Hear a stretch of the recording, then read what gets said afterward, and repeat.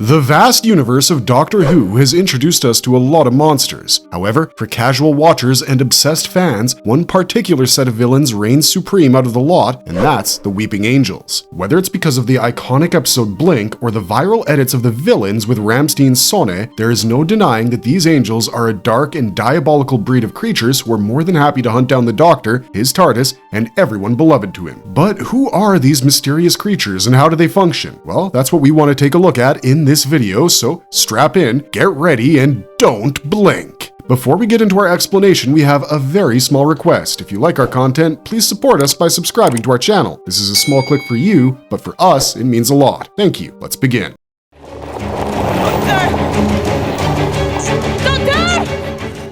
Who are the Weeping Angels? Where did they come from? Stephen Moffat's most harrowing and scary creation is probably the Weeping Angels. The Weeping Angels are to the Doctor whatever the Joker is to the Caped Crusader, his biggest nemesis and greatest challenge, the very antithesis of the hero. But there's one thing that we have to agree on: there's no other creature as scary as the Weeping Angels in the entire Doctor Who universe. They're relentless, they're ruthless, and they force you to sleep with one eye open if you're an impressionable person like us. The reason that these angels are so scary is that there's little to no information about their origins. No one knows where they came from. The Seventh Doctor once said that the beginning of all beginnings was how forces of good and evil came into being, followed by chaos, and then the birth of time, matter, and space. Or at least that's how he explained it to Ace. These creatures come from the dawn of time, as the Doctor explained. According to the Time Lords, the angels were a mythical creature that nobody, including the Fourth Doctor, had ever witnessed. The angels, or at least a small subsection of them, could have been created by the plague that ravaged the planet Gehenna, but nobody really knows for sure. But all they knew about this great threat of a species that may have lived eons before the Time Lords even existed was that they were dangerous. All the limited clues that we get about the origins of this villain are from the vast collection of audio dramas, comics, and novels available online. Now, it's no secret that there are fan theories about the origins of the Weeping Angels,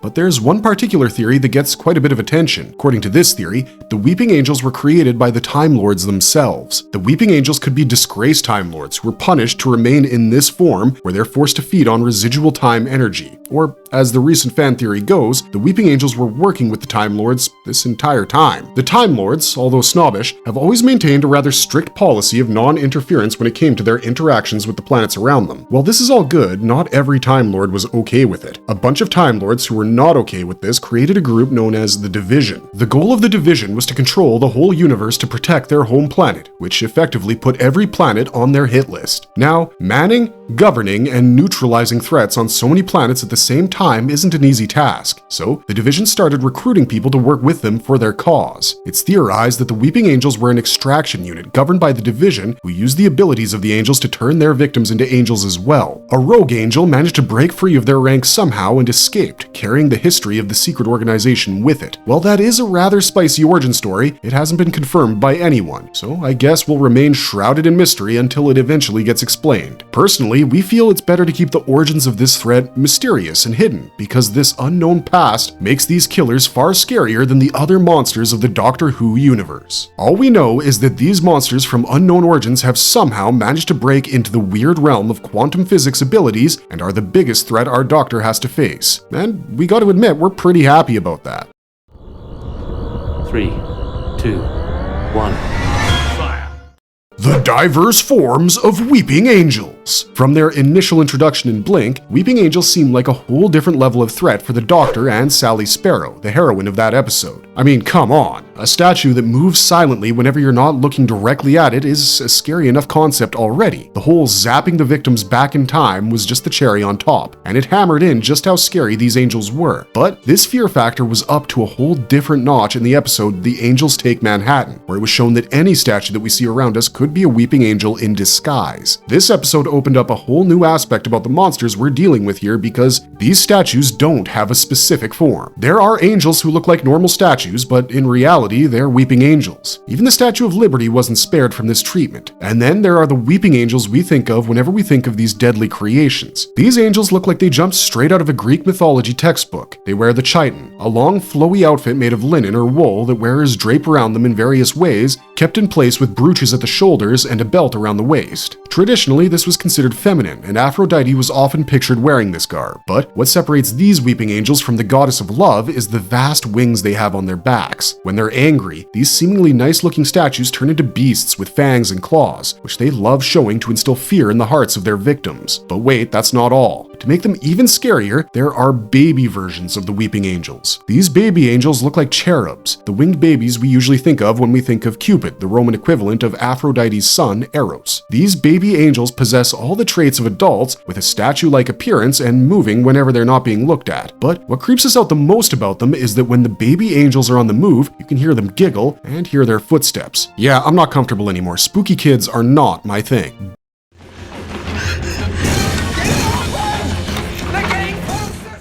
Don't blink. Why breaking eye contact is deadly with the weeping angels. When you're a species that's as old as the beginning of time, there's no doubt that you'll be resilient. And the weeping angels are exactly that. They're cunning and they're extremely patient. They're willing to lay dormant for more than thousands of years in the hope that their prey will stumble across them. This resilience is something that even the Time Lords fear. So for us humans, these angels are just as good as Grim Reapers. Now, what makes these villains so terrifying and dangerous is that they can cease to exist as life forms upon being observed. This is their biggest defense mechanism. If you look at the weeping angels, they vanish from existence, leaving behind the angelic statues that look absolutely harmless. This is irony at its finest. When you look at the face of the statue, you would not think that this exquisitely carved stone would cause you any harm. But the moment you look away or even blink, they turn into monsters who will sting you so swiftly that even before you can comprehend what happened, you'll be standing somewhere else, far, far away from everything and everyone you know, with no way to reach them in this lifetime. This is probably why when Blink aired with these creatures as the main antagonists, they became an instant hit. Seeing Sally Sparrow piece together the clues the Doctor and Martha had left after they got thrown back in time is a harrowing experience to witness, especially with the angels closing in on her and Larry every time they shifted their focus.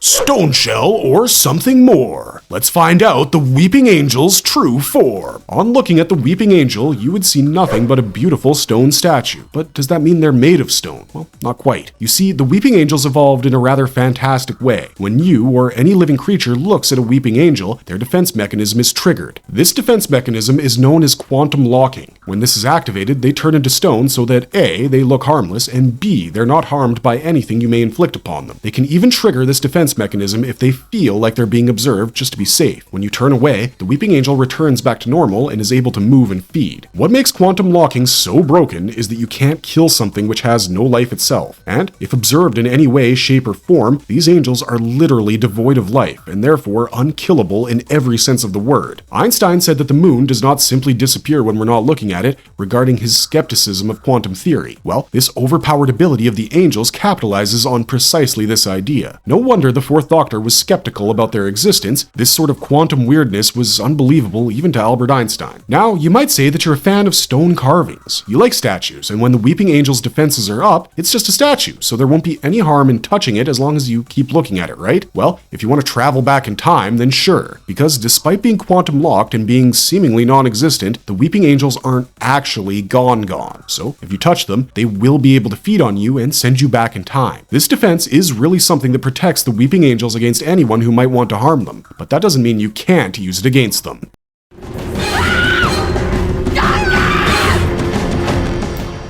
What happens when weeping angels see each other? Weeping angels are sentient life forms in their own way, right? They move, they plan, they attack, and they feed. Seems sentient enough to us. So the best way to defeat the weeping angels would be to make sure they look at each other, because as any sentient creature can trigger the quantum locking, if two weeping angels are forced to look at each other, or one weeping angel is forced to look at its own reflection, they would end up quantum locked. The moment that happens, they'll turn into statues, and as we know, these creatures can't move when they're observed. So these weeping angels would end up staying locked in place until they died of starvation. But these angels are cunning, like we said earlier. They know that this might happen, so whenever they're out on the move, they ensure they don't look at each other by covering their eyes. Well, yes, this makes them the loneliest assassins in the universe. We can't deny just how deadly they can be on the prowl. Racia. Can a picture become a monster? Images of weeping angels also live. Weeping angels are like a gift that simply keeps on giving when you don't want any more. Kind of like that video where the guy screams, "That's enough slices!" Just because you don't think that statue is a weeping angel doesn't mean it isn't one that's simply waiting to strike. River Song once mentioned that weeping angels are lurkers who hide in the dark, waiting for an unsuspecting victim to look away so that they can feed on them. But let me tell you what is absolutely diabolical about these assassins. If you have an image of a weeping angel or a video of a weeping angel, they could literally come to life. Like these creatures are straight up Samara from the Ring movies. Just like she crawled out of the television with her long black hair covering her face, these weeping angels would do the same. In the episode Time of Angel, the Doctor and Amy were looking at a video recording of a weeping angel taken within Byzantium. This is perfectly fine, but when they looked away to talk or whatever and then turned back to the screen, this friggin' guy moved. The image of the weeping angel had gained the abilities of the actual weeping angel, and not only that, it was hellbent on getting out of the screen to attack the Doctor and his friend. What's worse is that you can't even destroy the angels when they're in this form. In the episode Village of the Angels, we see Claire Brown make an illustration of a weeping angel. As you might have guessed, this one also came to life. So, to prevent it from getting out of the picture, the 13th Doctor set it ablaze. However, this didn't solve the problem at all. The weeping angel instead took on the form of the fiery burning version of it, which was much harder to defeat. In the game, The Lonely Assassins, a weeping angel managed to escape from the photograph it was trapped in and got into the mobile phone near it. Once on the mobile, it was able to move freely in the digital realm, but it corrupted whatever data it stumbled across. Realizing this was free real estate, the angel tried to escape into the phone network system so that it could affect whichever phones it stumbled upon, effectively multiplying its numbers by a gajillion in an instant. So the moral of the story is that if you're in the Doctor Who universe, don't take selfies with statues, or be near statues at all, unless you like being fed upon and unleashing horrible killers. Can weeping angels talk? Since their first appearance on screen, the weeping angels have made one thing clear. They're pretty much no bark and all bite. They show up whenever it's most inconvenient for everyone and cause absolute mayhem wherever they go. Sometimes, while they're turning everyone's life upside down around them, they make sounds. While they don't have a voice box like we do, these noises are usually unintelligible and mostly screeches, and in the case of the baby angels, you sometimes hear giggles. But sometimes, when the angels are feeling particularly terrifying, they borrow voice boxes from their victims to haunt the others. Yes, I'm talking about Cleric Bob in the Time of Angels. Before we move forward, here's a mandatory spoiler alert in case you missed this episode. Okay, so Cleric Bob was one of the people the 11th Doctor was working with, and when they stumbled across the angels, Cleric Bob fell victim to them. The angels snapped his neck open and hacked into his consciousness. They ripped Bob out of his own cerebral cortex and used his voice to speak with the 11th Doctor. The scene where Bob says over the walkie-talkie, "I didn't escape, sir. The angels killed me too." This is absolutely chilling. The fact that both the Commander and the Doctor spoke with this hacked and reanimated mindless version of Bob, only to taunt the Doctor with, "Sorry for the confusion," is absolutely foul to the core. In The Village of the Angels, we saw a weeping angel use the voice of its victim, Eustachius Jericho, to lure him into a conversation with it before taking its real form. Weeping angels hunt like animals. They form a group and go after their victims, so given that, we can assume that they managed to do so by communicating in a telepathic manner in their natural and quantum-locked form. Keep your eyes on them. Don't look away. And don't blink. What are you talking about? Don't look at their eyes. How do their psychic powers work? Knowing what we know about the Weeping Angels, it's honestly hard to think that they could get even more dangerous than what they already are. But no, they keep getting worse. Turns out these killers have psychic powers as well. In The Time of Angels, Amy looked at a weeping angel directly in its eyes. Now, when we look at something, we're actually forming an image in our head, and this is how we see. I guess you know where I'm going with this. The angel's image that formed in Amy's brain was strong enough to start taking over Amy. Just like it took the Weeping Angel a lot of effort to get out of the screen, this visual image of the angel also took time to grow. If it reached its full-grown size, it would be able to escape outside by bursting Amy's head open, killing her instantly. The only way that this whole process could be stopped was by Amy closing her eyes, filling her mind with darkness, and removing the image of the angel. But these diabolical creatures won't go down just like that. Once the angel takes control of its victim's mind, it plays tricks on them to ensure that the victim does not close their eyes. As if all of this wasn't enough, the angel in Amy's mind forced her to count down until her death. In Village of the Angels, a rogue weeping angel did this same thing to Claire Brown. It took over her mind and made her hallucinate about having the signature angel wings. One key difference between Amy's case and Claire's is that when Claire started transforming, Claire's extremities actually turned into stone, which the others could see. Amy's case didn't go so far as this. But wait, there's more. Even AI isn't safe from weeping angels. In the comic, A Confusion of Angels, one angel was able to change the robotic heavenly host. It grew inside the heavenly host, and when it was time to take over, instead of popping out of their head, the angel came out in the form of liquid rocks and coated the angelic-looking heavenly host, making the transformation complete. If I had a nickel for each time a weeping angel made its way into the Doctor's mind, I'd have exactly 2 nickels, which isn't a lot, but it's weird that it happened twice. Well, at least the second time it happened, the weeping angel infiltrating the 11th Doctor's mind asked for consent. I guess that's a small W. The deadly touch of the Weeping Angel. How does it work? Like an unpredictable villain, weeping angels have snapped quite a few necks of transient vermin like us. However, their true ruthlessness is shown in their traditional way of taking victims. See, the primary goal for the angels isn't to kill, but to feed so that they can live and feed more. They feed off of time energy by sending their victims back in time. When a person is sent back in time, the time that they would have spent in their present lifetime, the time that they lost by going back in time, remains a potential energy that the angels slurp up. To do this whole thing, all the angels need to do is touch their victim. In a fraction of a second, Kathy Nightingale was taken from London to Hull in the 1920s. In the case of Kathy, the angel displaced her through both time and space, but not all victims were treated the same. Rory Williams and Winter Quay were both simply displaced through space, but not time. They both stayed in the same time period as we see in The Angels Take Manhattan. In the case of some other victims, they're transported back in time but remain in the same place, which helps the angels isolate their victims for quantum extraction. When 2 or more people are touched by the same angel, in a surprising humane way, all people are transported to the same time. This is why the 5th Doctor called these killers the more humane psychopaths of the universe. Now, you might be wondering what happens if an angel touches you more than once, and that's an excellent question. Truthfully, there's not one answer. In Village of the Angels, when Gerald and Jean got touched by the angels a second time, they weren't sent back in time a second time. Instead, they crumbled into stone. However, in The Angels Take Manhattan, Rory is touched many times by the angel, and she is sent back in time again and again until she creates a paradox and solves the issue at hand. The ruthlessness of the angels shows up when you look at this ability of theirs. Whoever you are, in a fraction of a second, in the blink of an eye, you can be snatched up and thrown back in time, leaving your dear ones nothing to mourn you by. Well, sure, it's not like you're dead. You might be thriving in the past, but your life in the present timeline was brutally ended by these aliens, and for what? A little snack? If that's not cruel, I don't know what is. How deadly is the angel's kiss? A kiss of death and a kiss from a weeping angel isn't much different. If a weeping angel manages to land a smooch on you, it would be like a dementor sucking the life energy right out of you, turning you into dust. But in the worst case scenario, the kiss of the weeping angel might just turn you into a duplicate of someone else. So yes, your life as it was is gone. And the duplicate identity state that you're trapped in, well, it won't be permanent because after a few weeks, you'll die thanks to that kiss. Just when you thought this couldn't get any worse, it does.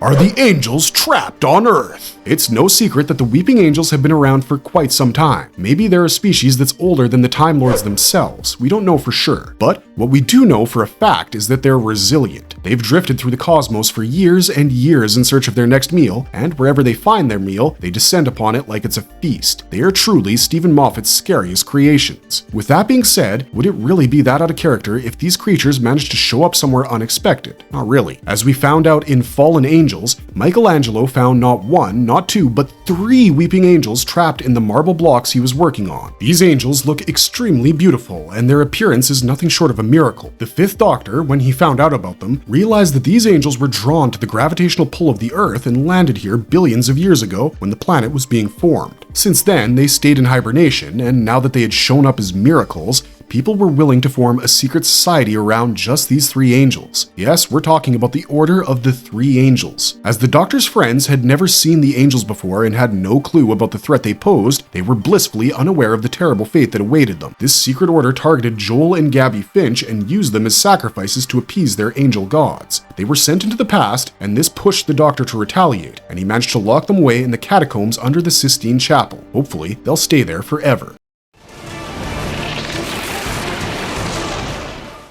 Can the angels reproduce? Well, the short answer to that would be yes. While they may not reproduce as we do, they do make their very own mini-me's in their own ways. As we've mentioned so far, as long as there's an image of an angel, a new angel can be born from it. A person takes an image with a weeping angel, boom, new weeping angel. A person makes a video of a weeping angel, boom, another new weeping angel. You challenge the weeping angel to a staring contest, boom, you lose, your head bursts open, and a new angel comes out of you like a xenomorph. The eyes aren't actually windows to the souls, they're the doors, and the weeping angels are here with a sledgehammer to bust the doors open like Annie Wilkes busted Paul Sheldon's ankles so they can take that body over and create new angels. And if there's no one doing all of that, all the weeping angels need to do is touch another normal statue, and yay, we have a new weeping angel.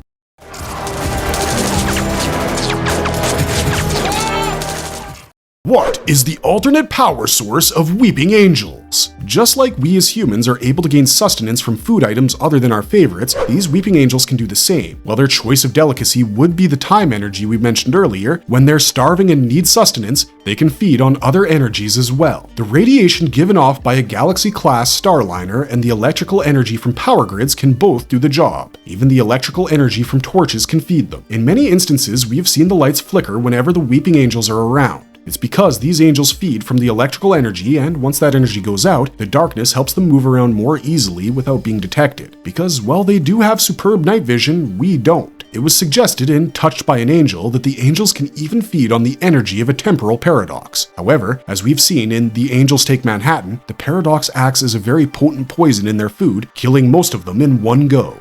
Fine. Sorry. Right. This is my personal... Do they have any weaknesses? Killing a killer is never easy, especially when the killer is extremely evolved and cunning, just like the weeping angels. Their defense mechanism makes it extremely difficult to harm them if you're planning on using conventional weapons. The best way to go about killing an angel is to simply cut off their food supply and painfully starve them to death. The best way to go about that would be to somehow trick two or more weeping angels into looking at each other. This would trigger their quantum lock, freezing them in place by turning them into statues. Another way to kill them would be to somehow poison their food supply. As their main food is time energy, a temporal paradox would be the best way to go about achieving that. As they starve and run low on time energy, the angels would become weakened. This may make them susceptible to grenades. In one instance, a Raxacora Cephalopatorian was able to behead a weeping angel in its weakened state with just one blow. But even if you manage to damage these horrible creatures, there's no guarantee they'll stay that way, because the angels are more than capable of reforming themselves from scratch if they're destroyed in their stone form. However, this reformation can be halted to a degree, as we see in Good as Gold. Here, the Doctor had destroyed an angel with his sonic screwdriver. Sure, the angel reformed itself, but it no longer had its right arm. Another interesting method that the Doctor used to defeat these unstoppable creatures was by forcing them to look at each other using CCTV footage. An image of an angel or a video of an angel is a sentient angel itself, so when he used the CCTV to project the images of the angels on screen, each of them was forced to look at all of them, which eventually dissolved them into the screen. So the only way you can come out of the meeting with a weeping angel alive is by hoping you have another weeping angel and making sure they look at each other while you slink away. Marvelous verdict! There's no denying that the Weeping Angels are one of the scariest and most gripping villains in the Doctor Who universe, and that's what makes it so much fun to watch the Doctor outwit all of them and save the day. If the canon explanation of their origin states that the Weeping Angels were made by the Time Lords themselves, it would mean that we might get to see these villains in action again in the series finale. But then again, do we really want to risk the canon ruining an already well-established character? Let that be food for thought for you guys, and let me know in the comments what you all think about the Weeping Angels. If you liked our content, don't forget to leave a like and subscribe to us if you haven't already. Otherwise, thanks for watching, and until next time.